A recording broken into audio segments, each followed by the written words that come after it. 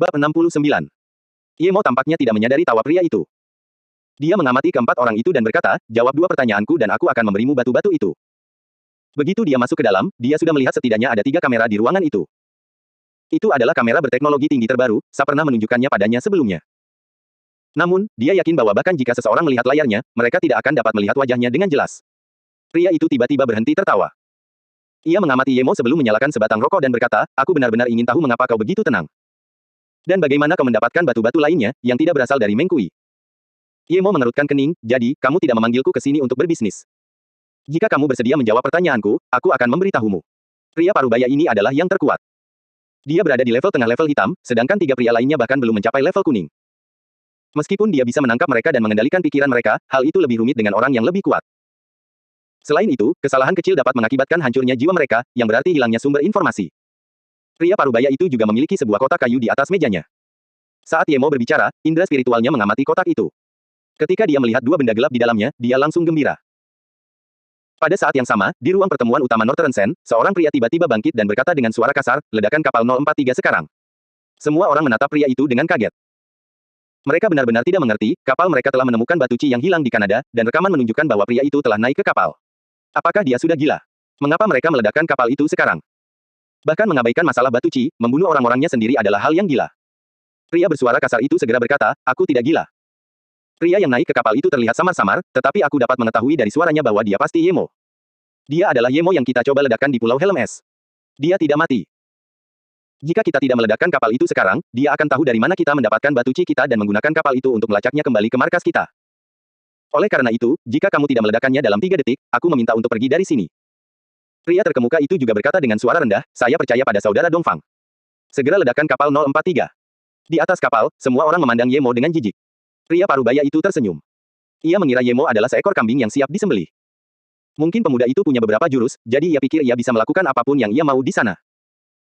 Pria parubaya itu berdiri dan melangkah mendekati Yemo sambil berkata dengan nada sinis, tentu saja, suasana hatiku sedang baik hari ini.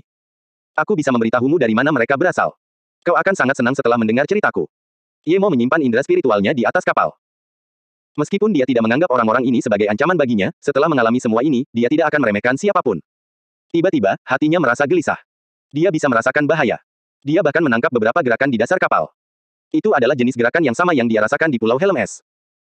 Tanpa berpikir, Yemo meraih kotak kayu itu dan melesat keluar jendela. Kau mencoba melarikan diri.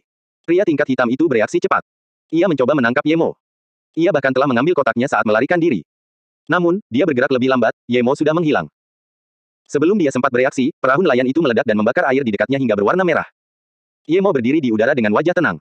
Dia tahu bahwa mereka adalah orang-orang pasir utara. Mereka kejam, dan tidak hanya terhadap musuh-musuh mereka, tetapi juga terhadap orang-orang mereka sendiri. Sayang sekali. Kalau saja mereka lebih lambat beberapa menit, dia pasti bisa tahu dari lelaki parubaya itu dari mana batu-batu roh itu berasal. Kalau saja dia beruntung, dia bahkan bisa tahu di mana markas Northern Sen berada. Dia yakin bahwa orang-orang yang menyerangnya berasal dari Northern Sen. Alasan mereka meledakkan kapal itu karena mereka mengenalinya dari kamera. Tetap saja, mereka seharusnya tidak dapat melihatnya karena dia telah menutupi wajahnya dengan Qi, jadi itu pasti karena suaranya. Tidak banyak orang di Northern Sen yang pernah mendengar suaranya sebelumnya. Yemo mulai semakin mencurigai Dongfang Tang. Ledakan itu menimbulkan suara yang sangat keras dan api menutupi separuh langit. Orang-orang dari kapal penjelajah itu melihat kejadian itu dan semuanya berdiri di menyaksikan kobaran api. Saudari yang telah melihat kemana Yemo akan pergi. Baru beberapa saat berlalu dan kapal itu terbakar. Dia merasa seolah-olah hatinya telah dipukul oleh palu. Tubuhnya dingin dan tangannya gemetar. Apakah Yemo pergi seperti itu? Kakak Yan, suara Yemo terdengar. Suster Yan melihat Yemo berdiri di sampingnya. Dia langsung berlari ke pelukannya dan mulai menangis. Namun, tak lama kemudian, dia menjaga jarak dan menyeka matanya, kamu membuatku takut tadi. Kupikir kamu. Yemo merasa sedikit bersalah karena selalu melakukan sesuatu tanpa mempertimbangkan perasaan orang lain. Agar Yemo tidak lagi memikirkan hal itu, Yemo mengajaknya ke restoran. Kakak Yan sudah lama tidak makan. Dia sangat lapar dan lupa bertanya kepada Yemo tentang artefak yang sedang dipalsukannya. Namun, itu hanya sementara. Setelah memakan sesuatu, Suster Yan segera mengingatnya. Dia berpikir tentang bagaimana Yemo bisa mengeluarkan barang-barang dari suatu tempat dan menyimpannya. Katakan padaku, apakah kamu memiliki kemampuan untuk menyembunyikan sesuatu yang tidak akan diketahui orang lain? Tanya Suster Yan akhirnya. Yemo mengusap kepalanya, ya, kakak ya. Berikan padaku, Suster Yan mengulurkan tangannya. Melihat ekspresi polos Yemo, dia langsung berkata, jangan berpura-pura. Berikan buku harian itu padaku. Yemo mengambilnya dan memberikannya padanya dengan tak berdaya, kakak Yan, aku hanya membaca bagian pertama, aku tidak sempat membaca sisanya. Kau benar-benar pelit, kau seharusnya tidak meminta untuk mengembalikan sesuatu yang sudah kau berikan. Suster Yan mengabaikan kata-katanya. Anehnya, dia juga tidak bertanya tentang apapun yang terjadi di kapal atau tentang kemampuan khusus Yemo. Setelah dia mendapatkan buku hariannya kembali, dia tampak tidak banyak bicara. Keduanya tidak berbicara lagi setelah itu dan hanya makan dengan tenang. Kakak Yan tampaknya tidak ingin berbicara, sementara Yemo tidak tahu harus berkata apa. Dalam perjalanan kembali ke kamar, karena Yemo tidak ingin tetap berada di kapal saat perang Luo Yue baru saja berakhir dan dia ingin segera kembali, dia memecah keheningan dengan bertanya, Kakak Yan, mengapa kamu tidak berkemas dan kemudian mari kita kembali bersama. Saudari Yan menatap Yemo dengan kaget beberapa saat sebelum bertanya, kapalnya masih di laut, bagaimana kamu ingin kembali? Atau maksudmu kamu ingin membawaku kembali ke kamarku sebelumnya? Wajahnya tampak tidak terlalu senang. Yemo segera melambaikan tangannya dan berkata, tidak, Saudari Yan, tidakkah kau melihatku membuat pedang terbang itu sendiri? Aku membuatnya untuk terbang di atasnya, aku bisa menerbangkanmu kembali. 10 menit kemudian, Suster Yan memegang erat lengan Yemo sambil berdiri di atas pedang terbang. Dia masih tidak percaya bahwa Yemo bisa terbang, itu terlalu tidak masuk akal. Melihat Suster Yan tidak mengatakan apa-apa, Yemo hanya bisa berkata, Saudari Yan, kau akan ikut denganku ke Luo Yue, kan? Hah? Kakak Yan baru menyadari bahwa Yemo hendak membawanya ke Luo Yue. Dia segera menghentikan Yemo dan berkata, bawa aku ke Beijing dulu, aku masih harus mengurus beberapa hal. Setelah selesai, aku bisa pergi menemuimu. Meskipun Yemo benar-benar ingin langsung pergi ke Luo Yue, atas permintaan Suster Yan, dia tetap membawanya ke Beijing. Dia mungkin berada di tahap tengah level kuning, tetapi Yemo masih belum terlalu yakin. Melihat Suster Yan begitu bersemangat untuk pergi, dia berkata, Saudari Yan, bagaimana kalau aku ikut mengurus barang-barangmu dan kemudian kita pergi ke Luo Yue bersama? Pada saat ini, Suster Yan akhirnya tenang. Dia membantu Yemo, merapikan kerah bajunya yang tidak terlalu berantakan dan berkata dengan tenang, aku ingin pergi sendiri. Jangan khawatir tentang aku, kamu sudah memberiku pil. Aku akan mencoba meningkatkan kekuatanku. Pada akhirnya, aku akan pergi mencarimu. Apakah Yin Jia dan Yin Si masih baik-baik saja? Mereka baik-baik saja di Luo Yue. Saudari Yan, kamu bisa lihat sendiri jika kamu datang ke Luo Yue. Yemo masih ingin Saudari Yan pergi ke Luo Yue bersamanya. Mata Suster Yan tampak sedikit berkaca-kaca. Hanya saja dia tahu bahwa selain urusan bisnis yang harus diurusnya, dia juga tidak ingin tinggal bersama Yemo. Dia tidak menjawab pertanyaan Yemo dan menggelengkan kepalanya, sebelum aku mengingat cermin dan selimut biru langit yang kutinggalkan, sejujurnya, aku agak menyesalinya. Yemo mengeluarkan selimut terlipat dan cermin lalu bertanya, Saudari Yan, apakah yang Anda maksud ini? Hah, kamu bawa mereka buat aku. Suster Yan merasakan selimut itu dengan gembira dan tak kuasa menahan diri untuk memeluk Yemo sambil menangis. Setelah beberapa lama, Suster Yan tiba-tiba mendorong Yemo menjauh, mengeluarkan buku harian itu dan meletakkannya di tangan Yemo, aku pergi dulu, jadi ini buku hariannya. Tolong bantu aku menyimpan selimut dan cerminnya, dan bacalah buku harian itu setelah beberapa tahun. Kemudian, dia berbalik dan pergi, menghilang dari pandangan Yemo. Saat itu terjadi, Yemo merasa seperti kehilangan sesuatu. Siapa yang tahu kapan dia akan melihatnya lagi, mungkin dia tidak akan pernah melihatnya. Setelah Suster Yan pergi, Yemo memperhatikan Universitas Beijing dengan indera spiritualnya. Siapa yang mengira dia begitu dekat dengan Universitas Beijing? Yemo menyingkirkan semua barang di tangannya. Meskipun dia ingin tahu apa yang ada di buku harian itu, dia tetap memutuskan untuk menghormati keinginan Suster Yan dan menunggu beberapa tahun. Sejak dia ada di sana, Yemo tiba-tiba ingin memeriksa Dong Fang Wang itu. Dia curiga bahwa Dong Fang Tang adalah dalang dari semua masalah baru-baru ini, jadi dia tidak hanya akan mencoba mencari tahu lebih banyak tentang Dong Fang Tang, tetapi juga tentang keberadaannya. Yemo berjalan di sekitar universitas untuk waktu yang lama, mengamati dengan indera spiritualnya, tetapi dia tidak melihat tanda-tanda Dong Fang Wang. Dia melihat Chen Guang, Fu Li dan bahkan An Ziki, tetapi tidak melihat Dong Fang Wang. Meskipun Dong Fang Wang telah mengatakan bahwa dia tidak memiliki hubungan apapun dengan kedua saudaranya dan bahkan membenci mereka, Yemo tetap tidak merasa nyaman dengan Dong Fang Wang ini. Dia harus mengakui bahwa ketiga saudaranya itu sangat cerdas dan penuh perhitungan. Yemo tiba-tiba berpikir, jika Dong Fang Tang bergabung dengan Beixia dan semua ini adalah perbuatannya, maka dapat dikatakan bahwa Dong Fang Si dan Dong Fang Tang telah bergabung dengan faksi militer yang kuat. Apakah ini terkait dengan si Tang? Dong Fang Wang tidak ada di sana, jadi Yemo berjalan ke ruang makan. Chen Guang, Fu Li, dan An Ziki sedang makan di sana. Yemo pergi untuk bertanya kepada mereka tentang Dong Fang Wang. Chen Guang sedang duduk bersama Fu Li dan meskipun tidak ada seorang pun di samping An Ziki, ada banyak pria yang duduk di dekatnya. Yemo bukanlah orang bodoh dan dapat dengan mudah mengetahui bahwa semua pria itu sama sekali tidak makan tetapi mencoba menarik perhatian An Ziki. Karena Chen Guang duduk bersama Fu Li dan An Ziki di baris yang sama, Yemo duduk di seberang An Ziki. Ketika orang-orang itu melihat seseorang berani duduk di seberang An Ziki, mereka semua melotot ke arah Yemo. Mereka bahkan tidak berani duduk di tempat itu, menurut orang ini siapa dia? Itu kamu. Ketika An Ziki melihat Yemo, dia hampir menjatuhkan mangkuk mie-nya. Chen Guang dan Fu Li juga menatap Yemo dengan kaget. Mereka tidak tahu mengapa Yemo ada di sana. Ini aku, dan aku ingin bertanya tentang seseorang. Kemana perginya Dong Fang Wang itu? Kenapa aku tidak bisa menemukannya? Yemo hanya melihat mereka sekali, jadi dia tidak ingin membuang waktu. Chen Guang menjawab, setelah kami pulang bersama, Dong Fang Wang pergi ke tempatnya dan memintaku untuk mengajukan cuti untuknya. Sejak saat itu, dia tidak pernah kembali lagi. Dia tidak tinggal di asrama. Yemo bertanya dengan heran. Apakah Dong Fang Wang ini menduga bahwa dia akan datang mencarinya, jadi dia pergi? Chen Guang mengangguk, memang benar, dia tinggal di sekitar Sungai Yan. Keluarganya ada di sana. Keluarga Dong Fangwang tinggal di Beijing. Ye Mo bahkan lebih terkejut. Menurut Dong Fangwang terakhir kali, rumahnya berada di tempat bernama Sitang, mengapa mereka tinggal di Beijing? Selain itu, Ye Mo telah mengunjungi daerah Sungai Yan lebih dari sekali, dan dia tahu bahwa itu adalah daerah kumuh Beijing. Saya tidak tahu. Yang saya tahu dia tinggal bersama ibunya di dekat Sungai Yan. Ibunya berasal dari Beijing, jawab Chen Guang. Bisakah kau memberitahuku di mana rumah Dong Fangwang? Ye Mo semakin merasa bahwa Dong Fangwang ini tidak sederhana. Jika dia benar-benar meramalkan bahwa Ye Mo akan datang untuk mencarinya, maka itu terlalu mengejutkan. Sebelum Chen Guang bisa menjawab, An Ziki tiba-tiba berkata, aku bisa membawamu ke sana. Baiklah, terima kasih, kata Ye Mo. Melihat ini, Fu Li bergumam aneh, ada apa dengan Ziki? Mengapa dia menawarkan untuk membawa orang asing ke Sungai Yan? Dan, kapan dia pernah ke rumah Dong Fangwang, kenapa aku tidak tahu? Chen Guang menggelengkan kepalanya dan juga tidak mengerti. Bisakah kau ceritakan apa yang kau lakukan, dan mengapa kau berada di Antartika hari itu? Tunggu, itu bukan inti masalahnya, bagaimana mungkin kau hanya mengenakan pakaian yang sangat minim, tidakkah kau bisa merasakan dinginnya? An Ziki langsung bertanya. Ye Mo tidak ingin menjawab, tetapi karena An Ziki telah menawarkan bantuan, dia hanya bisa berkata, aku sudah bilang terakhir kali bahwa aku seorang pendaki gunung. Melihat mata An Ziki yang tidak percaya, Ye Mo hanya bisa berkata, jika kamu tidak percaya padaku, apa yang bisa kulakukan? Ngomong-ngomong, apakah kamu sering pergi ke rumah Dong Fangwang? Seberapa banyak yang kamu ketahui tentangnya? Bisakah kamu memberitahuku lebih banyak tentangnya? An Ziki menatap Ye Mo tanpa berkata apa-apa. Ye Mo belum menjawab satu pun pertanyaannya, tetapi dia malah mengajukan banyak pertanyaan kepadanya. Sebelum aku menjawabmu, setidaknya beritahu aku siapa namamu. An Ziki merasa bahwa Ye Mo bukanlah orang biasa setelah memikirkan apa yang terjadi hari itu. Namaku Ye Mo. Ye Mo tidak ingin bertanya apapun lagi pada An Ziki dan hanya ingin An Ziki mengantarnya ke rumah Dong Fangwang. An Ziki menatap Ye Mo dengan puas dan berkata, baiklah, kalau begitu aku akan memanggilmu kakak Ye. Aku belum pernah ke rumah Dong Fangwang. Setelah terdiam sejenak, dia melanjutkan, tetapi aku tahu rahasianya. Ye Mo tidak dapat menahan diri untuk meragukan kata-kata An Ziki. Mereka sama sekali tidak dekat, sementara Dong Fangwang adalah teman sekelasnya, mengapa dia harus menceritakan rahasianya? Melihat ekspresi Ye Mo, An Ziki menggigit bibirnya dan berkata, aku yakin kau bukan orang biasa, tapi aku tahu Dong Fangwang juga bukan. Meskipun aku baru melihatmu 2 kali, aku lebih percaya padamu. Bukankah kau ingin datang membantu kami saat itu karena ada longsor? Jadi, aku percaya kau orang baik. Ye Mo tidak mempercayainya hanya berdasarkan kata-katanya, tapi dia melanjutkan, apa yang ingin kau katakan padaku? An Ziki memilih kata-katanya dengan hati-hati sebelum berkata, aku tahu kau mungkin tidak percaya padaku, tapi Dong Fangwang adalah salah satu ahli komputer terbaik di dunia, mungkin yang terbaik atau terbaik kedua. Ye Mo sedikit tertarik sekarang. Mereka hidup dalam peradaban teknologi, dan Ye Xing berada di puncaknya. Jika bukan karena Ye Xing, Luo Yue tidak akan bertahan selama itu.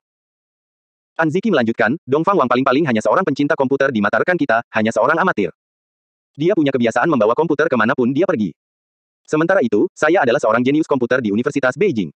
Tidak ada seorang pun yang tidak mengenal saya. Saya tidak terkenal karena kecantikan saya, tetapi karena kehebatan saya dalam mengoperasikan komputer. An Ziki bernapas lega lalu memperlambat langkahnya, saya juga merasa bahwa saya adalah yang terbaik di Universitas Beijing, dan bahkan para dosen sering bertanya kepada saya. Jadi saya tidak menyangka ada yang lebih baik dari saya. Kemampuan saya seperti permainan anak-anak jika dibandingkan dengannya. Ye Mo tiba-tiba merasa gelisah. Dia berhenti berjalan dan bertanya, apakah orang ini Dong Fangwang? An Ziki menertawakan dirinya sendiri, ya, aku percaya begitu. Tapi aku curiga pada Dong Fangwang karena kejadian tahun lalu. Tahun lalu, Bank Swiss tiba-tiba merugi 500 juta pound. Seluruh dunia membicarakan hal ini, tetapi saat itu Luo Yue sedang berperang pertama kali dengan tentara Union. Oleh karena itu, hal ini tidak begitu mendapat perhatian. Ye Mo mengerutkan kening. Dia sepertinya menyiratkan bahwa ini ada hubungannya dengan Dong Fangwang. Namun, tidak peduli seberapa hebatnya dia tidak akan mampu melakukan itu. Jika uang bank itu semudah itu ditransfer, bank itu pasti sudah tutup. An Ziki melanjutkan, saya mulai mencurigai Dong Fangwang setelah guru pengelola departemen komputer meninggal.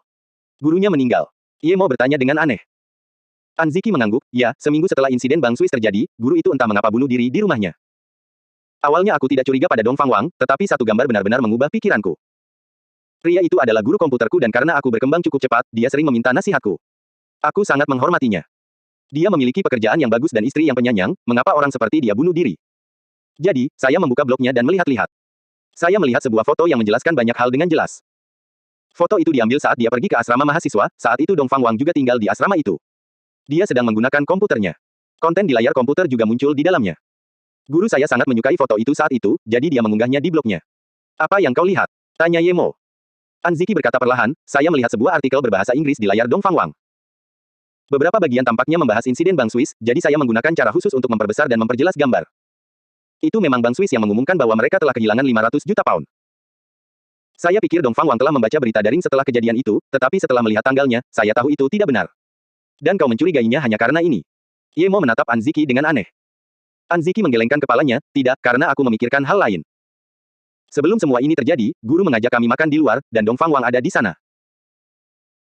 Saat itu, aku ingat seorang murid bertanya, mungkinkah ada seorang ahli komputer yang dapat menggunakan komputer zombie sebagai batu loncatan dan melakukan kejahatan, tetapi tidak ada seorang pun yang dapat menemukan di mana komputer zombie itu. Saat itu, saya berkata, bahkan jika mereka menemukan komputer zombie, itu tidak masalah. Lagi pula, siapa yang peduli dengan komputer zombie? Guru itu menjawab, betapapun hebatnya Anda, jika Anda menggunakan komputer sebagai komputer zombie, orang-orang dapat menemukannya. Tentu saja, seorang ahli komputer mungkin memiliki mekanisme pertahanan di komputernya.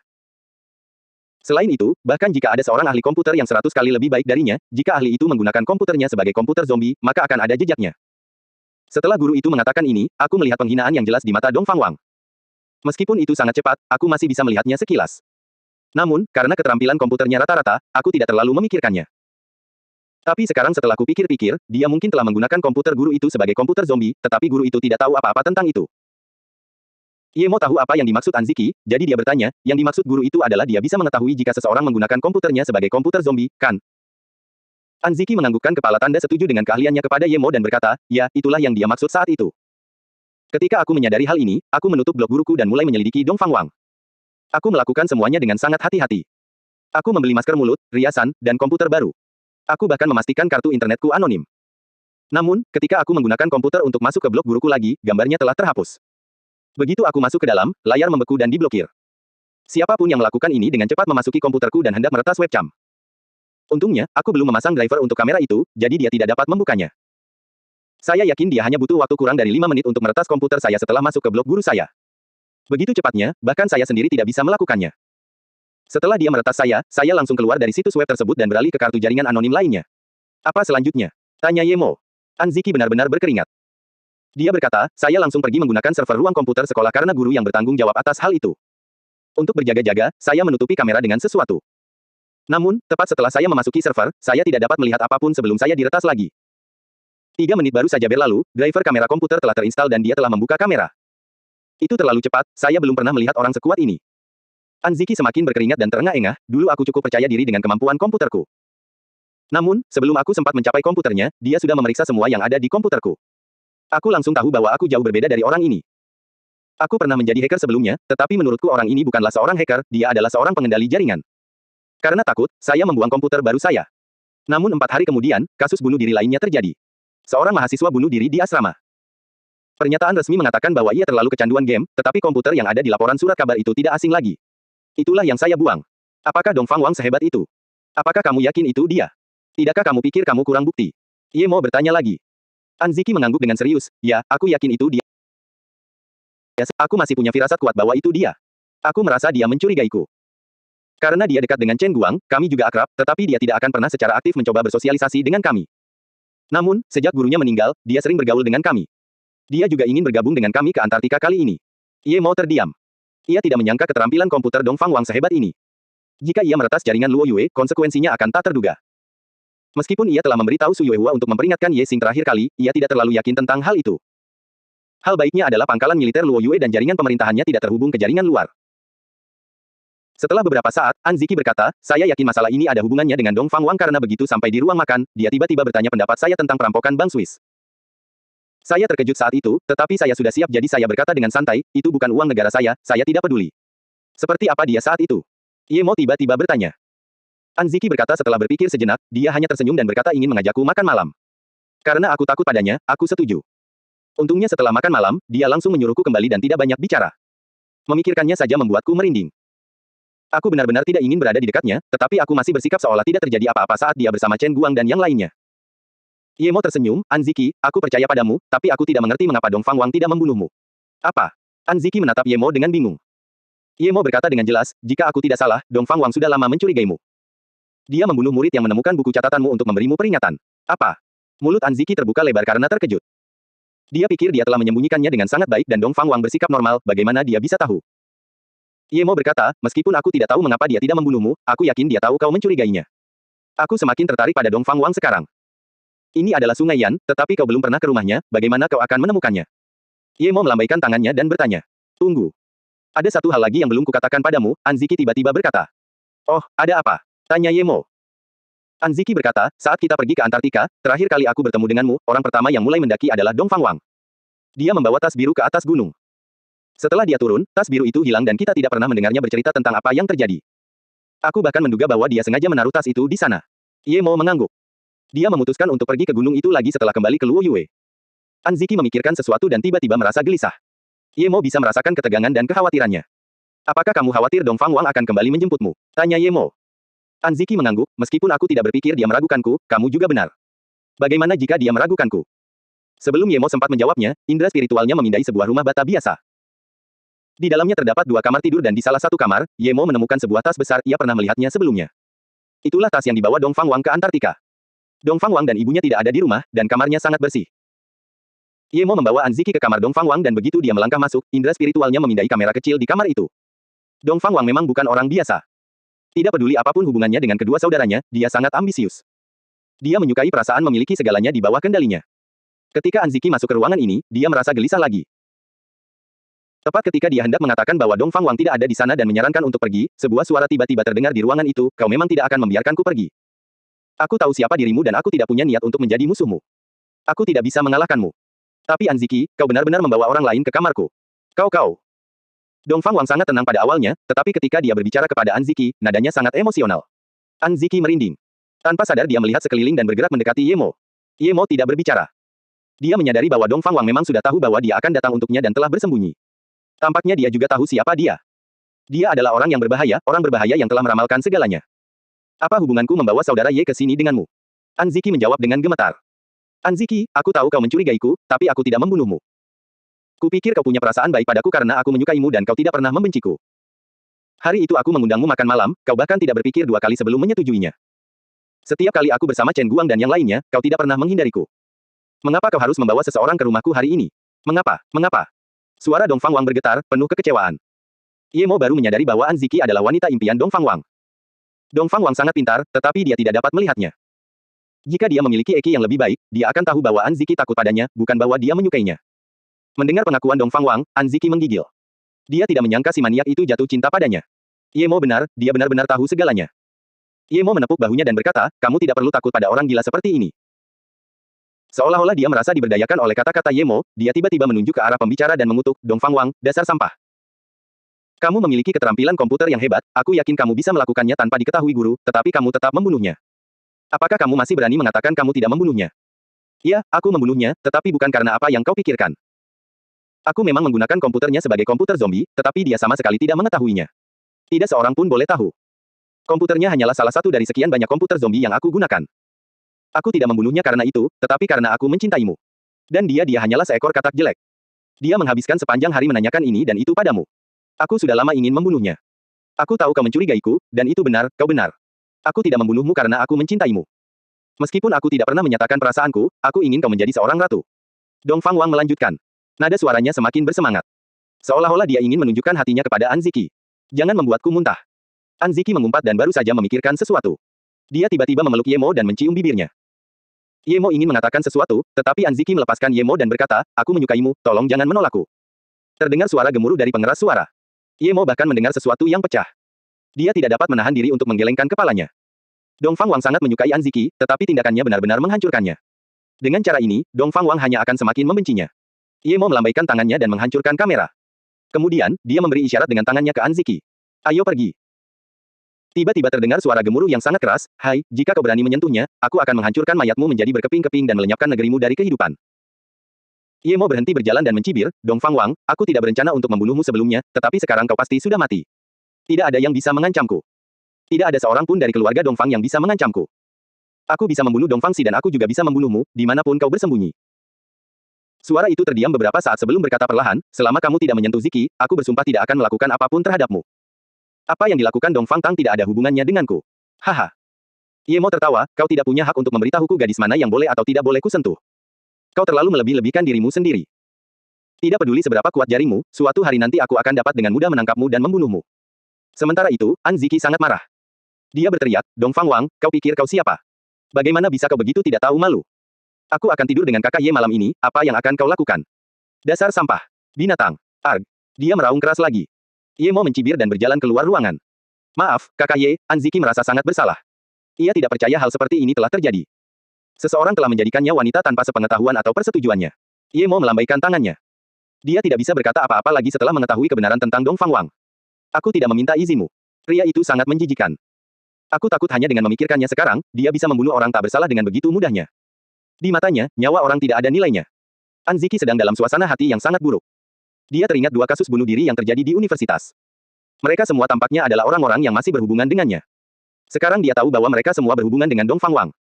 Untungnya, Chen Guang sudah punya pacar yang selalu bersamanya setiap hari. Kalau tidak, Chen Guang mungkin juga akan terbunuh. Ye Mo melambaikan tangannya sambil berusaha meremehkannya, tidak apa-apa, bukan berarti aku kehilangan apapun. Bibir Anziki yang lembut dan harum tidak terasa tidak enak. Mengenai tidur bersama malam ini, Ye Mo tidak menganggapnya serius. Anziki tersipu dan berkata, aku tidak berani tinggal di Beijing lagi. Aku akan pergi ke tempat kakekku besok. Aku sudah bilang ke kakakku bahwa aku akan pergi ke tempatnya bulan depan, tetapi setelah kejadian ini aku harus pergi secepatnya. Kakak Ye, kamu juga harus berhati-hati dengan Dong Fangwang. Siapa nama adikmu? Ye Mo tiba-tiba bertanya. Anziki tersenyum, namanya An Ning, dia ada di Luo Yue sekarang. Jadi itu adalah seseorang yang dikenalnya. Dia telah mendapatkan mata ikan yin yang 8 trigram dari An Ning. Menurutnya, kakeknya telah memberikannya kepadanya. Ini berarti bahwa kakek Anziki juga merupakan kakek An Ning. Ye Mo benar-benar ingin mengunjungi lelaki tua itu. Alasan dia tidak menceritakannya pada An Ning adalah karena dia benar-benar tidak menyukai perasaan yang diberikan An Ning padanya. Meskipun An Ning lebih cantik daripada kakaknya, Ye Mo merasa bahwa Anziki lebih mudah diajak bicara daripada dirinya. Ye Mo tiba-tiba tersenyum, bolehkah aku tinggal sebentar di rumahmu? Anziki tersipu. Setelah beberapa lama dia berkata dengan terbata-bata, kakak Ye, maaf soal tadi. Jangan salah paham, aku hanya ingin membuat Dong Fangwang marah. Itu sebabnya aku. Ye Mo tahu apa maksudnya dan melambaikan tangannya, Anziki, kamu salah. Sepertinya aku mengenal kakekmu, jadi aku ingin mengunjunginya. Lagi pula, aku sudah menikah, kamu terlalu banyak berpikir. Bahkan setelah mendengar ini, Anziki masih sedikit gugup, tetapi dia merasa jauh lebih tenang. Kakeknya bernama An Zaisan. Orang tua Anziki berbisnis di Korea, jadi mereka menitipkan putri mereka di Beijing. Melihat cucunya kembali, An Zaisan sangat terkejut. Meskipun dia punya banyak teman, dia tidak pernah membawa pacar. An Qianbei, maaf mengganggumu, sapaan Ye Mo membuat An Zaisan merasa aneh. Anziki hampir tertawa terbahak-bahak. Dia kehilangan 2 bagian ikan yin yang. Sebelum An Zaisan bertanya apapun, Ye Mo mengeluarkan mata yang diperolehnya dari An Ning dan bertanya, An Qianbei, aku datang untuk ini. Mata ikan. Jadi kamu orang yang membuat kesepakatan dengan cucuku. An Zaisan meraih mata ikan itu dan bertanya dengan kaget. Ye Mo mengangguk, ya, An Qianbei, aku punya ikan yin yang 8 trigram. Aku punya 5 potong untuk saat ini, dan tampaknya ada 2 ekor ikan yang hilang. Jadi aku datang ke sini untuk bertanya dari mana kau mendapatkan mata itu. Kakak Ye, kau kenal adikku. Anziki sebelumnya agak takut dengan kedatangan Ye Mo ke rumahnya. Namun, dia akhirnya mengerti alasannya. Ye Mo mengeluarkan potongan-potongan yang telah dikumpulkannya. An Zaisan mengambilnya dan mengamatinya dengan saksama untuk beberapa saat sebelum meletakkannya. Ia mendesah, jadi begitulah. Aku tidak menyangka suatu hari seseorang akan mampu mengumpulkan potongan sebanyak ini. An Zaisan kedengarannya seperti mengetahui hal itu. Ye Mo segera bangkit dan memberi hormat dengan tinjunya, An Qianbei, tolong beritahu Wan Bei apa ini. An Zaisan memberi isyarat kepada Ye Mo untuk duduk dan kemudian berkata, beberapa dekade yang lalu, seorang teman lamaku memberiku mata ikan itu. Namanya Zhang Zihui, dia berasal dari keluarga Zhang. Namun, dia meninggalkan keluarga Zhang untuk mencari Dao dan aku tidak melihatnya selama beberapa dekade. Ye Mo merasa sedikit sedih. Zhang Zihui telah meninggal saat melakukan sesuatu untuknya, tetapi dia bahkan tidak tahu siapa yang membunuhnya. An Zaisan melanjutkan, lebih dari 50 tahun yang lalu, kami masih di ketentaraan. Setelah dia menyelesaikan misi dan kembali, dia memberiku ikan dan batu giok berkualitas tinggi. Sesuatu terjadi setelah misi itu dan dia meninggalkan ketentaraan. Tunggu sebentar. An Zaisan masuk ke dalam ruangan dan mengambil batu giok itu agar Ye Mo melihatnya. Dia memindai batu giok itu. Ye Mo melihat sebuah prasasti kecil yang berbunyi, ketika 7 bagian terbentuk, seekor ikan melompati gerbang naga. An Zaisan melihat bahwa Ye Mo tidak berbicara dan berkata, di sini tertulis ketika 7 bagian terbentuk, ikan melompati gerbang naga. Aku tidak tahu apa artinya, tetapi melihat kamu membawa 5 bagian ke sini, pasti ada 7 bagian di dalamnya. Jadi memang, kamu kehilangan 2 bagian. Lalu dia berkata, aku tidak memerlukan batu giok ini, aku akan memberikannya padamu. Ye Mo telah memikirkan bagaimana ia akan memintanya, tetapi An Zaisan telah menawarkan untuk memberikannya terlebih dahulu. Ia segera berdiri dan memberi hormat dengan tinjunya, kalau begitu terima kasih, An Qianbei. Aku masih ingin bertanya lagi. Apakah Zhang Qianbei pernah memberitahumu di mana ia menemukan ini? An Zaisan menggelengkan kepalanya, aku juga tidak tahu. Misi yang sedang dia kerjakan bersifat rahasia. Aku tidak pernah bertemu dengannya lagi setelah itu. Ye Mo mengeluarkan 2 gelang buatannya untuk An Zaisan dan berkata, ini adalah 2 gelang artefak ajaib. Gelang ini dapat menjauhkanmu dari kejahatan sekaligus menjaga kesehatanmu. Aku tidak punya banyak hal untuk diberikan kepadamu, jadi aku hanya bisa memberikan ini kepadamu. An Zaisan sangat senang dengan apa yang diberikan Ye Mo kepadanya, jadi dia berdiri untuk mengucapkan terima kasih. An Ziki juga sangat menyukai gelang itu. Dia tidak peduli untuk menjauhkan kejahatan, tetapi gelang itu benar-benar cantik. Meskipun Ye Mo benar-benar ingin pergi ke Luo Yue sekarang juga, An Zaisan terlalu ramah. Oleh karena itu, ia memutuskan untuk menginap malam itu. Ia menghabiskan malam mempelajari kepingan-kepingan itu. Di tengah malam, tepat saat ia hendak tidur, ia merasakan hawa dingin yang suram. Merasakan aura suram ini, Ye Mo segera mengirimkan indera spiritualnya. Apa yang dilihatnya mengejutkannya, dia melihat dua manusia kertas melayang di atas dinding, perlahan mendekatinya. Ye Mo tahu bahwa kertas tidak bisa berjalan sendiri, dan indera spiritualnya segera memindai bahwa kedua manusia kertas itu memang tidak berjalan sendiri. Sebaliknya, mereka dikendalikan oleh dua hantu, sedangkan kedua hantu itu dikendalikan oleh seorang manusia. Alasan mengapa kedua manusia kertas itu cocok untuk ditempelkan oleh hantu adalah karena mereka tampak mengandung semacam formasi. Ye Mo sejujurnya belum pernah melihat formasi tingkat rendah seperti itu sebelumnya.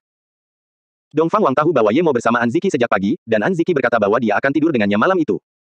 Dalam kemarahannya, Dongfang Wang kemungkinan besar bertekad untuk membunuh Ye Mo. Jadi, kedua hantu ini pasti ulahnya. Ye Mo tidak menyangka Dongfang Wang memiliki cara seperti itu. Siapa sebenarnya orang itu? Sebelum kedua pria kertas itu sampai ke jendela, Ye Mo sudah keluar dan berdiri di halaman. Melihat ini, kedua orang kertas itu tertegun sejenak seolah-olah terkejut melihat target mereka tidak takut hantu dan keluar. Namun, tak lama kemudian, mereka menyerang Ye Mo dengan wajah-wajah menakutkan mereka. Ye Mo mencibir, dua hantu biasa berani menyerangnya. Mereka terlalu meremehkannya. Dia berdiri di sana tanpa bergerak, sementara cahaya bulan yang redup menyinari dua manusia kertas dan membuat mereka tampak sangat menakutkan. Kedua manusia kertas itu segera melayang di depan Ye Mo, dan dia merasakan aura suram itu semakin kuat. Orang normal tidak akan mampu menahan aura suram seperti itu. Biasanya, orang yang diserang oleh hantu-hantu ini akan mudah takut, dan jika mereka menjadi takut, itu akan memudahkan hantu-hantu itu untuk menyerang tubuh korbannya. Namun Ye Mo bukanlah orang biasa, dan saat ia melemparkan bola api, salah satu manusia kertas langsung terbakar menjadi debu. Terdengar teriakan tajam, dan saat pria kertas lainnya menyadari bahwa Ye Mo kuat, dia berbalik untuk lari. Ye Mo tidak menghentikan orang kertas kedua. Dia segera mengikutinya dan meninggalkan rumah keluargaan. Jika Dongfang Wang berhasil, maka dia hanya perlu mengikutinya untuk menemukan Dongfang Wang. Anziki tidak dapat tidur karena kekhawatirannya, jadi ketika dia mendengar suara jeritan yang tajam, dia segera membuka gordennya untuk melihat ke halaman. Tidak ada apa-apa di sana. Beberapa saat kemudian, kakeknya keluar, dan melihat kakeknya berdiri di pintu halaman, dia juga keluar. "Kakek, teriakan apa itu?" Kedengarannya sangat suram dan menakutkan. Tanya Anziki. Satu-satunya alasan mengapa dia tidak terlalu takut adalah karena dia bersama kakeknya. Anzaisan melihat ke halaman dan berkata, "Masuklah dulu dan periksa apakah Tuan Ye baik-baik saja." Tidak butuh waktu lama bagi Anziki untuk bergegas keluar, kakak Ye tidak ada di kamarnya. Dia tidak membuka pintu saat aku mengetuk, jadi aku mendorong pintu hingga terbuka dan masuk, dan dia tidak ada di sana. Anzaisan mengangguk, aku bertanya pada Ningning, dan tampaknya dia bukan orang biasa. Dia sangat berpengaruh bahkan di tingkat atas Beijing. Bagaimana kau mengenalnya? Anziki segera memberitahu kakeknya bagaimana mereka bertemu Ye Mo di Antartika. Baiklah, Kiki, tidurlah sekarang. Seseorang seperti Tuan Ye pasti akan baik-baik saja. Namun, Anzaisan sendiri tidak bisa tidur lagi. Manusia kertas itu seperti angin dan melaju sangat cepat. Ye Mo terus mengikuti manusia kertas itu, dan manusia kertas itu tidak melayang terlalu jauh. Setelah menempuh jarak sekitar 4 kilometer, manusia kertas itu masuk ke sebuah hotel dan masuk ke sebuah kamar. Ye Mo mengikutinya tepat setelahnya. Di dalam ruangan itu ada seorang lelaki tua berusia 60-an yang tampak sangat kurus, dan wajahnya dipenuhi dengan aura hitam. Ye Mo tahu bahwa lelaki tua ini hanyalah orang biasa dan tidak pernah berlatih seni bela diri kuno, tetapi aura suram dan mematikan di sekelilingnya disebabkan oleh kontak jangka panjang dengan hantu. Ketika lelaki tua itu melihat hanya satu manusia kertasnya yang mengapung, ia langsung membanting meja dan berteriak, siapa yang berani membunuh hantu peliharaanku? Jika aku bersumpah bahwa jika aku tidak menjadikanmu hantu peliharaanku yang baru, aku akan menjadi binatang. Sosok Ye Mo tiba-tiba muncul di ruangan itu, dan dia berkata dengan dingin, aku telah membakar manusia kertas pertamamu, dan sekarang aku akan membakar yang ini juga. Apa yang akan kau lakukan? Kemudian, Ye Mo membakar manusia kertas lainnya menjadi abu, disertai dengan jeritan tajam lainnya. Hal ini membuat lelaki tua itu mundur beberapa langkah sambil menatap Ye Mo dengan kaget, kau bisa menjadi tak terlihat dan menembakkan bola api. Kau. Ye Mo mengabaikan keterkejutan lelaki tua itu dan bertanya, Dongfang Wang yang mengirimmu, kan? Katakan saja di mana dia. Jangan pernah berpikir tentang itu. Lelaki tua itu tahu bahwa ia sama sekali bukan tandingan lawannya. Senjata terhebatnya adalah arwahnya, tetapi arwahnya tidak ada apa-apanya bagi lelaki ini. Bagaimana ia akan melawannya? Tetapi sungguh tidak mungkin baginya untuk mengkhianati Dongfang Wang, jadi lelaki tua itu memutuskan untuk bunuh diri. Namun, Ye Mo menyadari bahwa tatapan mata lelaki tua itu tampak tidak benar, jadi dia segera menunjuk ke dahi lelaki itu. Seketika, tatapan mata lelaki tua itu menjadi seperti mimpi. Ye Mo menghela napas lega, dia hampir membiarkan lelaki tua itu bunuh diri. Bagaimana Dongfang Wang bisa membuat orang seperti lelaki ini bekerja untuknya dan bahkan rela mati untuknya? Siapa namamu? Dari mana asalmu? Ye Mo memulai interogasinya. Dongfang Chong, saya berasal dari Sitang. Sitang lagi. Ye Mo semakin ingin tahu di mana tempat ini. Di mana Sitang? Dan siapa Dongfang Wang bagimu? Tanya Ye Mo. Sitang ada di Sitang, dan Dongfang Wang adalah tuan muda. Saya ingin tahu daerah umum Sitang dan bagaimana Dongfang Wang menjadi tuan muda Anda. Sitang berada di arah barat daya, sedangkan Dongfang Wang adalah Raja Sitang ke-19, secerca perjuangan muncul di mata lelaki tua itu, tetapi Ye Mo sedang berpikir keras dan tidak menyadarinya. Di mana Dongfang Wang sekarang? Ye Mo bertanya lagi. Namun, darah hitam mulai merembes keluar dari mulut lelaki itu, dan jelaslah bahwa ia telah bunuh diri. Ye Mo melihat asap hitam dan bau busuk itu dan tahu bahwa lelaki tua itu tidak bunuh diri dengan racun, tetapi kematiannya disebabkan oleh teknik rahasia. Baunya begitu busuk hingga Ye Mo membakar lelaki tua itu sebelum prosesnya berakhir. Yang paling mengguncang Ye Mo adalah bagaimana lelaki tua itu terbangun dari tekniknya. Kekuatan mentalnya pasti sangat kuat. Level kuning biasa bahkan tidak akan mampu melawan ketika dia menggunakan kendali pikirannya, namun lelaki tua ini telah terbangun darinya. Di dalam rumah itu tidak ada apa-apa selain peti kayu, dan rumah itu tampak sangat tua. Ye Mo mengirimkan indera spiritualnya ke dalam peti itu, dan melihat banyak jimat, artefak sihir tingkat rendah, dan bahkan beberapa tengkorak. Selain itu, ada beberapa buku, dan saat Ye Mo melihatnya, dia melihat bahwa buku-buku itu semuanya tentang membangkitkan hantu. Ye Mo tidak tertarik dengan semua itu dan membakarnya semuanya. Ketika Ye Mo kembali ke rumah keluargaan, dia tahu bahwa ada seseorang yang masuk ke kamarnya dari aroma yang tertinggal. Mungkin itu adalah Anziki. Keesokan paginya, saat Ye Mo sedang memikirkan apa yang harus dikatakan ketika mereka akan mengajukan pertanyaan kepadanya, tak satu pun dari kedua tuan rumahnya menyebutkan apapun tentang tadi malam. Ye Mo merasa aneh, tetapi dia tidak akan membicarakannya jika tidak perlu. Dongfang Chong sudah meninggal, Ye Mo berpikir bahwa Dongfang Wang mungkin tidak akan berani melakukan apapun pada keluargaan lagi, jadi dia pergi keesokan paginya dalam perjalanan kembali ke Luo Yue. Danau Luo Yue. Itu adalah danau yang paling damai dan indah di Luo Yue dan terhubung ke sebuah gunung. Hamparan rumput hijau cerah mengelilingi danau dan di belakangnya, ada rumah besar yang tampak sangat indah. Di sanalah Ye Mo tinggal. Dia telah membangun formasi pengumpulan roh sederhana di sana sehingga roh Qi jauh lebih padat daripada tempat lain. Ye Mo tidak pernah ada di rumah, jadi Luo Ying dan Ning Qingsui tinggal di sana. Tang Beiwei dan Ye Ling juga sering datang untuk bermain. Ada taman yang sangat luas di depan rumah besar itu adalah taman tanaman obat milik Ye Mo. Namun, tidak banyak tanaman obat di sana. Karena perang Luo Yue telah berakhir, sebagian besar hal yang harus diurus berkaitan dengan kompensasi, imigrasi, dan pembangunan kembali, jadi Luo Ying dan Ning Qingsui memiliki banyak waktu luang. Mereka menghabiskan sebagian besar waktu mereka dengan berkebun di siang hari, tetapi hari ini mereka tidak berminat untuk melakukannya karena Ye Mo akan kembali. Mereka menunggu Ye Mo di puncak gunung rumput. Mereka sangat khawatir padanya. Setelah Pulau Helm Es meledak dan sekarang mereka tahu dia baik-baik saja, mereka semakin ingin melihatnya. Sebelum Ye Mo mendarat, dia melihat Luo Ying dan Ning Qingsui mencarinya dengan penuh harap dan emosinya pun meluap. Tidak peduli bagaimana keadaan di luar, Luo Ying dan Ning Qingsui selalu menunggunya kembali. Ketika Ye Mo mendekati kedua wanita itu, mereka berlari untuk memeluknya. Rasa bahagia dan gembira hampir menenggelamkannya dan melelehkannya. Seekor burung besar juga melihat ini dan juga terbang ke arah mereka. Tidak seorang pun ingin berbicara saat itu, terkadang keheningan berbicara lebih dari 1000 kata. Tang Beiwei dan Ye Ling melihat ini dari kejauhan. Tang Beiwei menarik Ye Ling, yang tidak ingin pergi, untuk memberi Ye Mo sedikit ruang. Beiwei, aku sudah lama tidak bertemu kakak, Ye Ling tidak ingin pergi. Tang Beiwei membisikkan sesuatu kepada Ye Ling dan wajah Ye Ling memerah. Dia mencubit Tang Beiwei. Aku tidak menyangka kau sekotor ini. Aku akan memberitahu kakak. Luo Ying, Ning Qingsui dan Ye Mo melihat kedua gadis itu berpura-pura berkelahi namun mereka tidak mau bergerak atau mengatakan apapun. Setelah beberapa lama, Ye Mo berkata, ayo kembali. Sebelum mereka menjawab, dia menggendong kedua wanita itu dan terbang ke pintu. Meskipun dia tahu apa yang akan dilakukan Ye Mo dan Luo Ying, Ning Qingsui tidak ingin pergi. Melihat Ye Mo menggaruk wajahnya, Luo Ying tertawa sendiri. Dia tahu Ye Mo malu, jadi dia membisikkan sesuatu kepada Ning Qingsui. Akhirnya, Ning Qingsui pergi dengan enggan. Namun dia tetap kembali ke kamarnya. Apa yang kau katakan pada Qingsui? Ye Mo bertanya dengan aneh. Luo Ying tersenyum dan tidak mengatakan apa-apa. Ye Mo tidak dapat menahan kerinduannya pada Luo Ying dan menggendongnya ke tempat tidur. Sebagai istrinya, tentu saja Luo Ying tahu apa yang akan dilakukan Ye Mo. Ini bukan pertama kalinya baginya, dia bisa melihatnya dari mata Ye Mo. Ye Mo menanggalkan pakaian Luo Ying dan melemparkannya ke tanah. Erangan pelan terdengar saat dia merengkuh Luo Ying ke dalam pelukannya.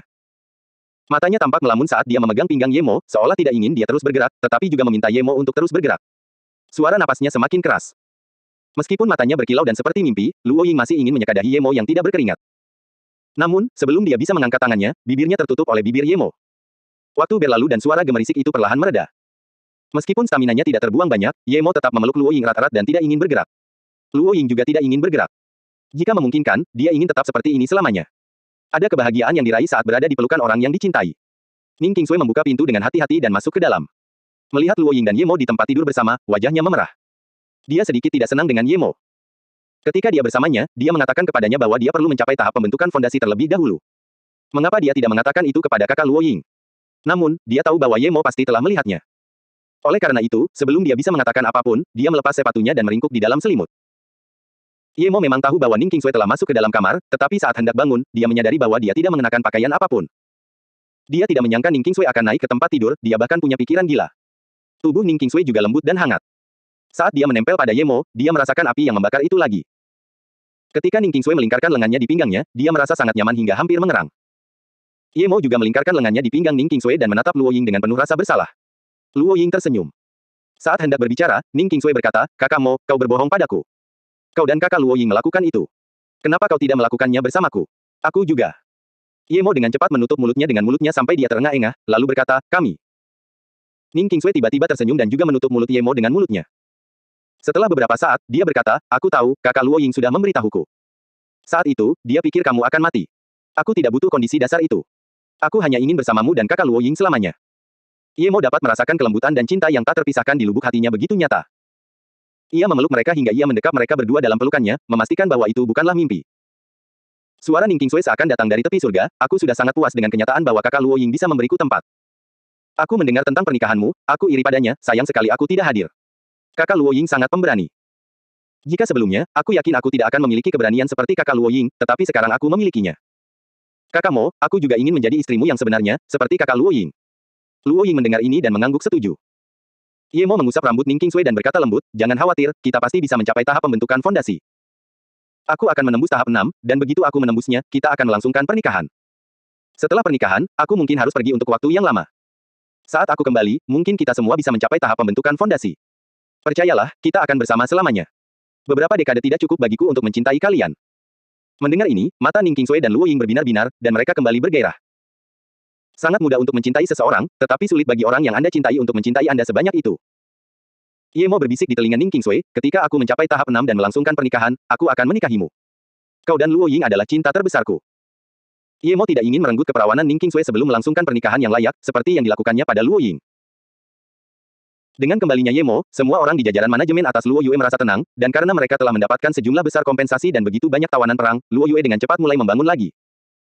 Dan meskipun gelombang imigrasi baru belum dimulai, kenyataannya banyak orang berencana untuk datang ke Luo Yue. Yang paling menarik perhatian semua orang adalah berita bahwa 3 bulan kemudian, pada hari pertama tahun baru, pendiri Luo Yue Pharmaceuticals, Ye Mo, akan melangsungkan pernikahannya. Hari itu akan dijadikan hari libur umum. Sebelumnya, tidak banyak orang yang tahu tentang identitas Ye Mo, tetapi sekarang semua orang tahu bahwa dia adalah pendiri Luo Yue. Bahkan Su Yuehua harus datang ke pernikahannya. Meskipun Ye Mo tahu bahwa beberapa orang sudah mengetahui siapa dia sebenarnya tidak ingin seluruh dunia tahu bahwa dia adalah bos terbesarnya. Ye Mo tidak mencari ketenaran. Ia lebih suka hidup damai dan bebas. Dan tentu saja, jika hidup itu bisa bertahan selamanya, itu akan lebih baik.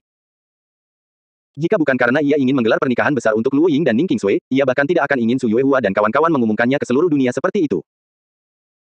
Namun, Luo Ying dan Ning Qingsui telah banyak menderita karena bersamanya, jadi meskipun mereka tidak peduli, Ye Mo tidak ingin mereka menikah dengannya tanpa sepengetahuan siapapun. Sekarang setelah ia membangun Luo Yue, ia akan membuat semua orang di sana tahu bahwa Luo Ying dan Ning Qingsui adalah istrinya. Seluruh kota segera memasuki suasana pesta. Karena Ye Mo tidak suka repot-repot dengan urusan lain-lain, dia menyerahkan semuanya kepada Su Yuehua dan kawan-kawan, kecuali perencanaan kota. Ning Qingsui memang membantu dalam beberapa urusan keuangan, tetapi Luo Ying tidak melakukan apapun di pemerintahan Luo Yue. Dia hanya merawat tanaman herbal di kebun setiap hari. Sebelum Ye Mo menjalani pelatihan soliternya untuk menerobos ke tahap 6, ia membawa Ning Qingsui dan Luo Ying ke pegunungan salju Meinei. Namun, ia tidak dapat menemukan rubah salju itu. Ye Mo ingin menemukannya sehingga ia dapat membawanya ke dimensi kecil, karena rubah itu memiliki kemampuan untuk menemukan benda-benda spiritual.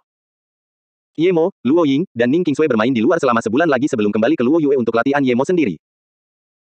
Ye Mo tahu betapa hebatnya para master surga, dan dia tahu bahwa ada rumah-rumah kultivator kuno di dunia kecil, jadi dia benar-benar harus mencapai tahap 6 sebelum dia bisa pergi.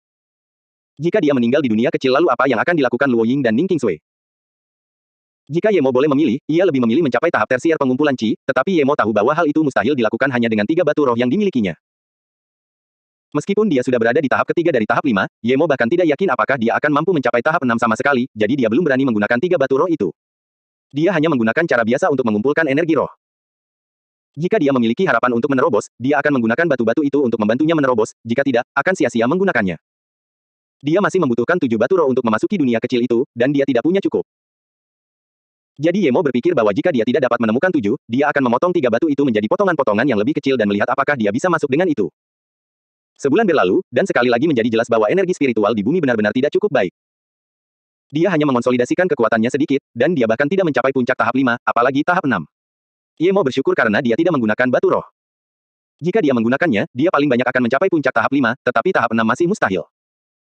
Dia akan melangsungkan pernikahan besarnya dengan Luo Ying dan Ning Qingsui, jadi dia tidak ingin terus berkultivasi. Dia menggunakan waktu luangnya untuk membuat 3 pedang terbang dan menghabiskan waktu bersama Luo Ying dan Ning Qingsui.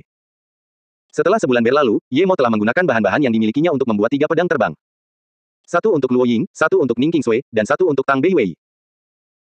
Dia akan meninggalkan Luo Yue dan orang-orang yang dicintainya dengan kemampuan bela diri yang diperlukan. Bahkan untuk Ye Ling, Ye Zifeng dan Ye Xing, dia membuat seperangkat metode kultivasi seni bela diri kuno. Luo Yue sangat sibuk saat itu. Meskipun para imigran baru belum tiba, banyak yang ingin pindah sedang mengamati pulau itu. Semua turis itu mendengar bahwa seorang tokoh penting akan melangsungkan pernikahan dan pernikahan itu akan diselenggarakan oleh penguasa kota, jadi mereka semua ingin tinggal untuk menyaksikan pernikahan itu. Hotel-hotel Luo Yue kehabisan tempat sehingga warga biasa mulai menyewakan tempat mereka kepada para turis. Luo Yue yang baru dibangun telah menarik banyak orang asing, dan setiap orang yang datang merasa bahwa Luo Yue sangat megah, indah, dan memiliki semua fasilitas yang dibutuhkan. Mereka menyebutnya surga, tempat yang paling ideal untuk ditinggali. Orang-orang yang datang untuk memeriksa kota itu semuanya ingin berimigrasi sesegera mungkin ketika mereka mendengar bahwa pembatasan imigrasi semakin ketat sejak perang terakhir. Di suatu jalan di Luo Yue di depan pintu masuk sebuah pusat perbelanjaan, seorang wanita muda menggendong seorang anak kecil yang sedang melihat kemana-mana. Meskipun wanita itu tampak tenggelam dalam stres, wajahnya cantik. Mungkin dia terlalu cantik, dan karena memiliki temperamen bangsawan tertentu, orang-orang segera mulai bertanya padanya apakah dia butuh bantuan. Tepat saat dia ingin bertanya di mana Ye Mo tinggal, dia melihat berjalan melewati jalan. Dia menggelengkan kepalanya dan segera mengikuti mereka. Dia mengenal salah satu gadis itu, adik perempuan Ye Mo, Ye Ling. Besok kakak akan menikah dengan Luo Ying dan Ning Qingsui. Bisakah kau memberitahuku apa yang akan kau berikan kepada mereka? Ye Ling telah bertanya kepada Tang Beiwei apa yang akan ia berikan kepada mereka, tetapi ia tidak mau memberitahunya. Wanita muda yang hendak menghentikan Ye Ling hampir tersandung, dan gadis kecil di pelukannya mulai menangis. Wajahnya pucat, dan dia segera menepuk gadis itu untuk menghiburnya. Mendengar gadis itu menangis, Ye Ling berbalik, menatap aneh ke arah gadis di pelukan wanita itu, dan dia segera berkata kepada Tang Beiwei, Beiwei, lihat gadis itu, dia sangat cantik.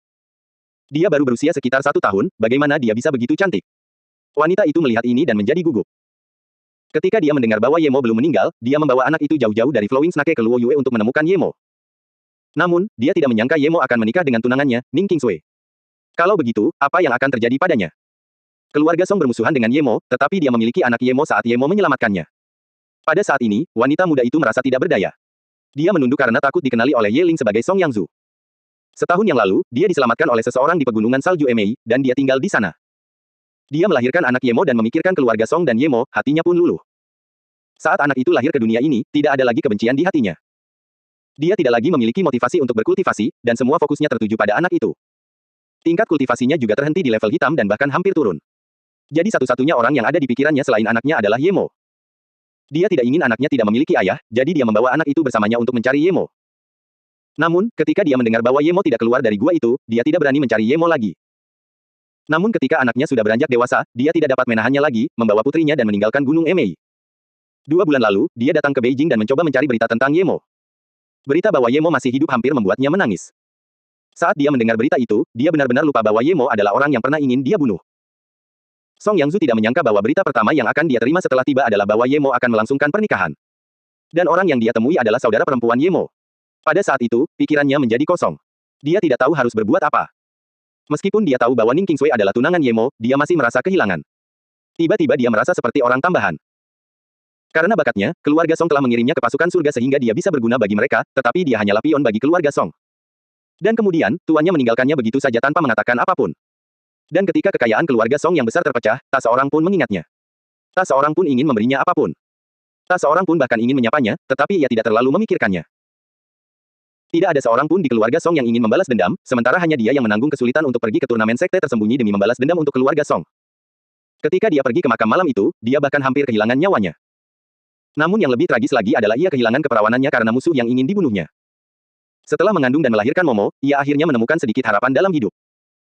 Dia lupa tentang konflik antara keluarga Song dan Ye Mo, dan dia hanya memikirkan Ye Mo di dalam hatinya.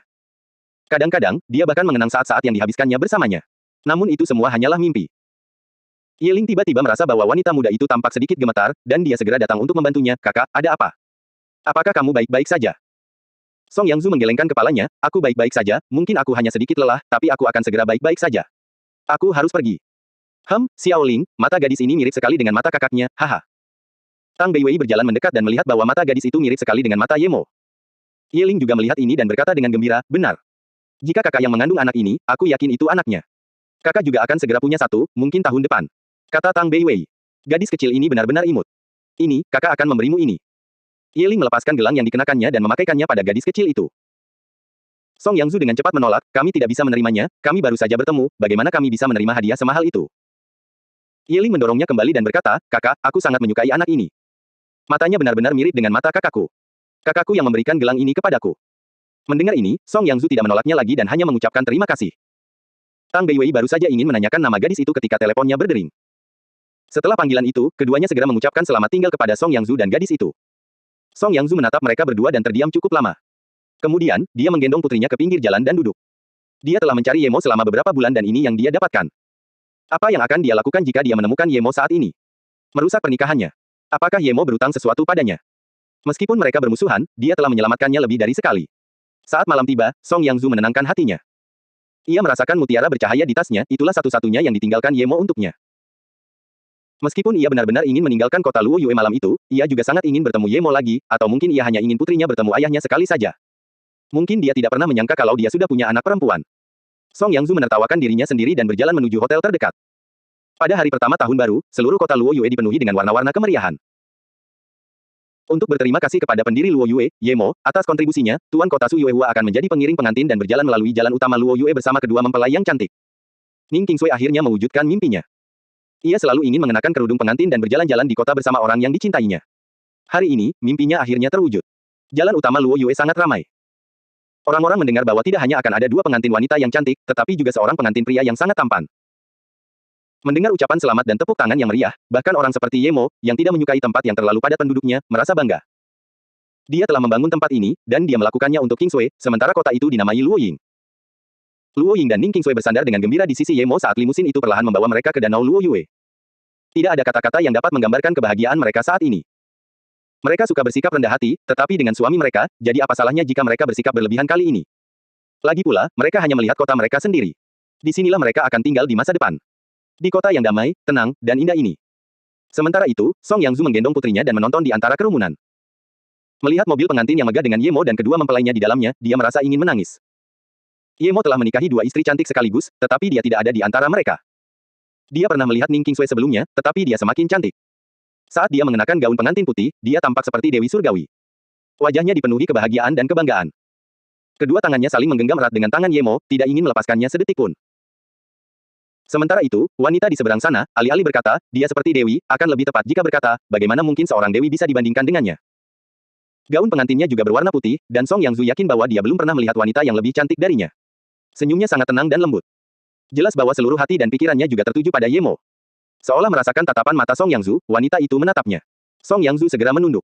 Dia merasa sangat tidak aman. Dia merasa seperti bebek buruk rupa dibandingkan dengan dua gadis di samping Yemo. Ia tak kuasa lagi menahan kepahitan di hatinya, dan air matanya jatuh membasahi wajah putrinya dan masuk ke mulutnya. Mungkin karena rasa asin, gadis kecil itu mulai menangis. Song Yangzu segera meninggalkan gagak itu dan menyeka air matanya sambil menenangkan bayi itu. Namun, putrinya mulai menangis semakin keras. Song Yangzu segera berkata, jangan menangis, Momo, jangan menangis. Tetapi bayi itu terus menangis. Momo Yimo, kalau kamu terus menangis, ibu akan meninggalkanmu di sini. Karena takut tangisan putrinya akan memengaruhi orang lain, Song Yangzu mulai mengancam putrinya. Namun, semakin dia mengancam, semakin banyak putrinya menangis. Song Yangzu mulai merasa tidak enak, jadi dia melembutkan suaranya lagi, Yimo, jangan menangis, ibu akan mengantarmu pulang. Air matanya makin banyak menetes, dan jatuh ke wajah putrinya, yang kemudian menangis semakin keras. Akhirnya orang-orang di sekitar mereka mulai merasa terganggu dan menyuruhnya untuk membawa anaknya pergi. Yemo tiba-tiba sakit hati ketika mendengar seorang anak menangis di tengah kerumunan. Ia memindai indera spiritualnya dan melihat seorang wanita menggendong seorang anak, tetapi mereka segera menghilang dari jangkauan indera spiritualnya. Ia merasa sosok itu tampak familiar, tetapi ia tidak dapat mengingat dari mana. Apa yang terjadi? Seluruh hati Luo Ying tertuju pada Yemo, jadi dia segera menyadari emosinya. Ning Qingsui juga merasakannya dan menggenggam tangan Yemo, menatapnya dengan cemas. Yemo menatap mereka dan tersenyum, kita berada di danau Luo Yue. Upacara pernikahan akan segera dimulai, mungkin aku sedikit gugup. Kakak, statusnya sangat tinggi di Luo Yue. An Ziki datang bersama gadis lain yang usianya hampir sama dengannya untuk melihat pernikahan terbesar Luo Yue. Dia langsung mengenali Yemo. An Ning menghela napas. Dia akhirnya mengerti bagaimana Yemo bisa membawanya ke Luo Yue dengan mudah dan bagaimana dia bisa membuat Yu Miao dan membawanya ke sana. Dia juga akhirnya menyadari mengapa tuan muda keluarga Qiyu dan Han dan begitu takut ketika mereka melihatnya. Satu-satunya hal yang tidak dia mengerti adalah mengapa Su Jingwen tidak ada di sana. Kedua istrinya cantik, tetapi Su Jingwen juga tidak buruk. Jika dia tidak salah, Yemo jelas bukan hanya pendiri perusahaan. Dia bisa melihat bahwa sikap Su Yuehua terhadap Yemo adalah sikap bawahan terhadap atasan. Yemo mungkin adalah penguasa sejati kota Luo Yue. Memikirkan hal ini, An Ning menghela napas berat. Apakah Yemo pemilik Luo Yue? Kedengarannya gila. Jika dia tidak bergaul dengan begitu banyak gadis, Yemo, yang memiliki negaranya sendiri, berada di level yang sama sekali berbeda dengan para pria muda kelas atas yang dikenalnya. Luo Chang. Qi Wanxing telah kembali ke sana. Dia telah pergi beberapa tahun yang lalu dan baru saja kembali. Ibunya mengatakan kepadanya bahwa keluarga Qi akan tinggal di sana sekarang. Dia berencana untuk kembali dari Inggris setelah 2 tahun, tetapi orang tuanya bersikeras agar dia menyelesaikan gelar sarjana ganda sebelum dia kembali. Dia kehilangan kontak dengan Ning Qingsui di Inggris dan dia tidak bisa menghubunginya saat kembali. Dia juga tidak bisa menghubungi Ye Mo. Qi Wanxing telah pergi ke militer. Guo Qi, Lu Lin, dan bahkan Fang Wei telah pergi. Dia bahkan tidak dapat mengetahui kemana mereka pergi setelah keluar dari militer. Mungkin aku sudah pergi terlalu lama. Qi Wanxing merasa kecewa. Dia hanya memiliki serigala kecil yang diberikan Ye Mo untuk menemaninya. Serigala itu tidak tumbuh lebih besar, tetapi bisa berkomunikasi dengannya melalui telepati. Apakah kakak Ye sudah menikah dengan kakak Qingsui atau bibinya, gadis yang tampak seperti Dewi itu? Qi Wanxing menghela napas lagi. Ia merasa sangat kesepian, baik sebelum maupun sesudah ia pergi ke luar negeri. Dia menertawakan dirinya sendiri. Dia seharusnya datang untuk kencan yang sudah diatur, tetapi yang bisa dia lakukan hanyalah memikirkan kakak Ye dan apakah dia sudah menikah atau belum. Qi Wanxing mengusap kepalanya. Dia tahu bahwa tidak peduli apakah Ye Mo sudah menikah atau belum, keluarganya tidak akan mengizinkannya bersamanya. Dia adalah anak terlantar, yang diusir dari keluarga. Aku punya keberanian untuk berlari bersamamu, tapi aku tidak tahu kemana harus pergi, kata Qi Wanxing pada dirinya sendiri sambil menggelengkan kepalanya. Dia berjalan ke sebuah bar mewah. Saat dia masuk ke dalam, dia baru sadar kalau dia tidak tahu kenapa kencan yang sudah diatur itu diadakan di bar, aneh. Meski suasana di bar itu bagus, dia tetap tidak menyukainya. Saat jam makan malam tiba, tidak banyak orang di tempat itu. Hanya ada beberapa orang yang duduk di bar sambil minum. Satu-satunya hal yang diperhatikan Qi Wanxing adalah ada seorang wanita yang minum di pojok bar sendirian. Dia tampak banyak berpikir, matanya juga melebar. Yang mengejutkan Qi Wanxing adalah bahwa dia adalah seorang gadis yang sangat cantik. Qi Wanxing sangat percaya diri dengan penampilannya, hanya saja dia merasa kalah jika dibandingkan dengan Ning Qingsui dan wanita yang seperti Dewi itu. Namun, gadis ini lebih baik darinya baik dari segi penampilan maupun temperamen. Dia merasakan perasaan yang tak terlukiskan, seolah-olah gadis itu akan naik ke alam abadi. Mengapa seorang gadis seperti dia minum sendirian di bar? Jika seseorang telah menghancurkan hatinya, maka pria berhati kejam macam apa yang tega melakukan itu kepada gadis seperti itu? Wanxing, ke sini, tepat saat Qi Wanxing tengah kebingungan, seseorang memanggilnya dari meja lain.